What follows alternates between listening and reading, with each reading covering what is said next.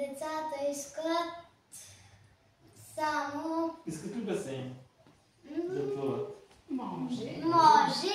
И искат почивка. Да има повече почивка за децата. Добре. Игри. И забавления. Да. Добре. А ти какво мислиш, Чичо? Кажи сега. Какво искаш да направим? Ако станеш кмет, какво да направим? Да се притесняваш. Няма да се притесняваш. Кажи какво искаш да направим. За децата, за родителите, за баба, дядо, за кого искаш да направим нещо?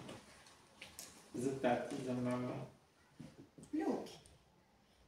Искаш ли люки?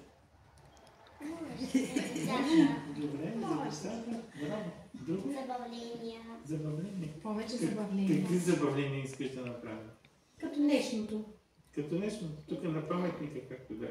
Добре. Да се разхожда децата с майките си, с татко си. Да има красиви места за разходки. Да. Добре, Също, аз като стана кмет искам да направим всички цветна градинка за пчелите. Това е добра идея. Много хубаво. Пчелна цветна градина. Да. Може да сложим и табели. Пазете пчелите днес. За да има утре. Готови сме. Браво. Кой да е